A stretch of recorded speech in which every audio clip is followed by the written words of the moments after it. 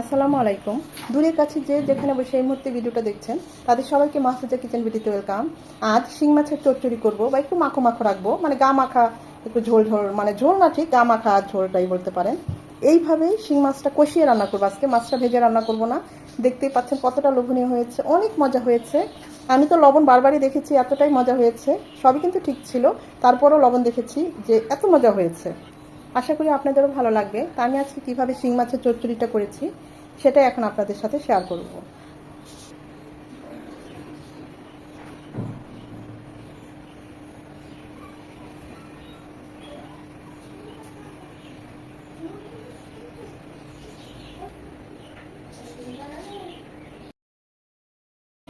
শিং মাছের চচ্চড়ি করব, সেজন্য শিং মাছ ভালোভাবে কেটে ধুয়ে পানিটা ছড়িয়ে নিয়েছি।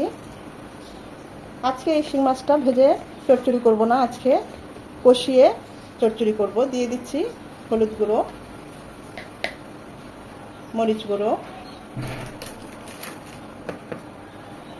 আর লবণ। আমি আর একটু মরিচ গুঁড়ো দিলাম। এটা মেখে ঝুঁকে আজকে করব। দিয়ে দিচ্ছি 1 পিস লেবুর রস,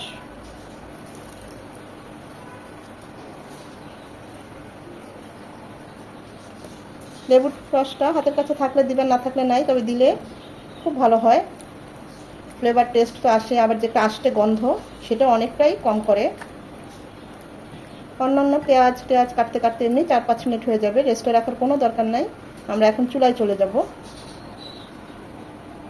লবণ আর ঝালের পরিমাণটা যদি ঠিক থাকে তাহলে দেখবেন যে কোনো রান্নাই করি না কেন ভালো লাগবে। যদি লবণের পরিমাণটা কম হয় বা বেশি হয়, বা ঝালটা বেশি হয় বা কম হয়, তখন কিন্তু খেতে ভালো লাগবে না।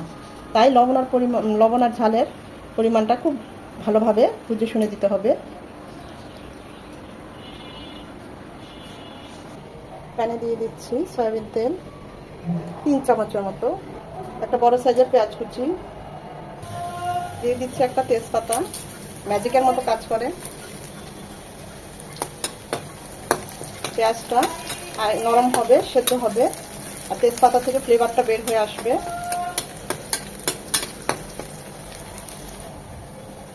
পেঁয়াজটা যখন এরকম সেদ্ধ হয়ে যাবে, ঠিক এই পর্যায়ে 1.5 চামচ আদা রসুনের পেস্ট, 1 চামচ আদা, 1/2 চামচ রসুন একসাথে পেস্ট করে নিয়েছি। এটাকে 1 মিনিট ভেজে নেব, যেন আদার ঝাঁঝালো গন্ধটা চলে যায়। আদা রসুনটাকে 1 মিনিট ভেজে নেওয়ার পর দিয়ে দিচ্ছি উঁচু করে 1 চামচ মরিচ গুঁড়ো। একটু ঝাল ঝাল হলেই ভালো হয়। আমি তো উঁচু করে 1 চামচ দিলাম, বাচ্চারা খাবে, এর চেয়ে বেশি আর দিলাম না। আপনারা চাইলে 1.5 চামচ বা 2 চামচও দিতে পারেন, অনেক মজা হয়। আর এই তেলের মধ্যে এই মরিচ গুঁড়োটা একটু ভেজে নিলে দেখবেন কালারটা খুব সুন্দর আসে। উঁচু করে 1 চামচ হলুদ গুঁড়ো। আমি তো আমার মাছের পরিমাণ অনুযায়ী সব মশলা দিচ্ছি। উঁচু করে 1 চামচ ধনিয়া গুঁড়ো, 1 চামচ ভাজা জিরে গুঁড়ো। তেলের মধ্যে মশলাগুলো ভেজে নিয়ে যেন হলুদের কাঁচা ভাবটা চলে যায়, গন্ধটা চলে যায়, 20-30 সেকেন্ড ভেজে নিয়ে দিয়ে দিচ্ছি 1 টেবিল চামচ ফুটানো পানি। এখন মশলাগুলো ভালোভাবে কষিয়ে নেব। মশলাটা যত ভালো কষানো হবে রান্নার টেস্ট তত ভালো আসবে। যে কোনো রান্নায় মশলাটা খুব ভালোভাবে কষিয়ে নিতে হবে। আসলে মশলা কষানো দেখলেই বোঝা যায় রান্নাটা কেমন হবে। মশলা কষানোর এই পর্যায়ে একটা টমেটো চিকন চিকন করে কেটে দিয়েছি, মশলার সাথে কষিয়ে নেব যেন টমেটোর কাঁচা ভাবটা চলে যায়। 2 থেকে 3 মিনিট।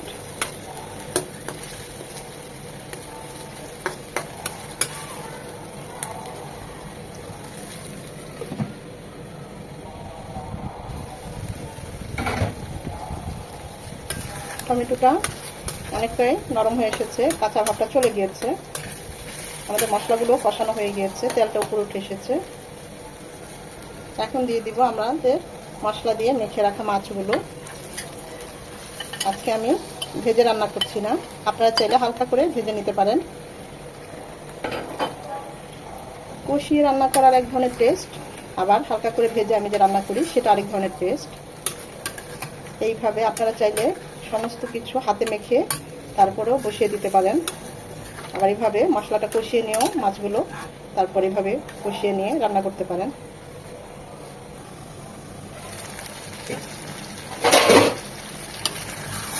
খেয়াল রাখতে হবে ও নিচে যেন লেগে না যায়।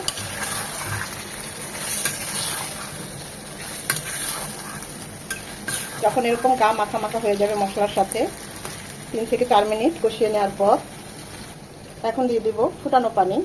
ঝোলটা যে যেমন পছন্দ করেন ওই অনুযায়ী পানিটা দিবেন। আমি একটু মাখো মাখো রাখবো, তাই আমি 1.5 কাপ ফুটানো পানি দিলাম। টমেটোটা একদম গলে যাবে, ওটা বেশি ভালো লাগবে।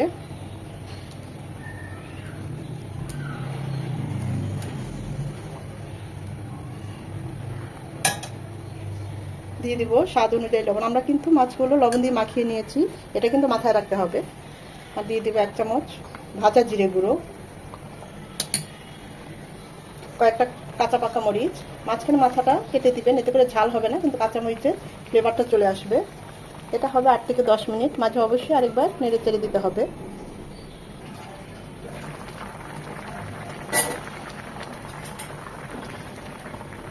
আমার কাছে মনে হয়েছে লবণ আর একটু লাগবে, তাই আর একটু লবণ দিয়ে দিচ্ছি।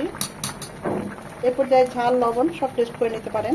যারা আর একটু স্পাইসি খেতে পছন্দ করেন তারা ওই মরিচগুলো আমি তো আস্তে দিয়েছি, মাঝখানে কেটে দিবেন।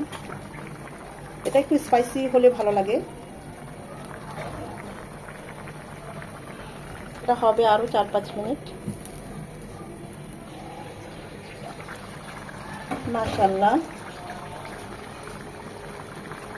আপনারা চাইলে এই মাখো মাখোটা রাখতে পারেন। আমি আরেকটু গা মাখা করে নেব। এখন আর ঢাকবো না, এই 2-3 মিনিট এইভাবেই আরেকটু ঝোলটা টানিয়ে নেব। এটা গা মাখা মাখো মাখো ইয়াটাই ভালো লাগে বেশি।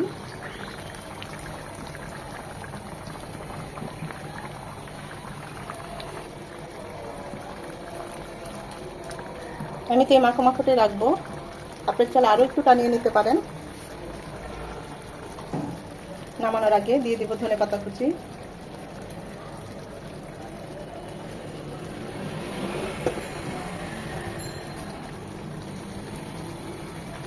ধনে পাতাটা দিয়ে জাস্ট 1 মিনিট একটু রাখবো, তারপর চুলাটা অফ করে দেব। চুলাটা অফ করে দিলাম।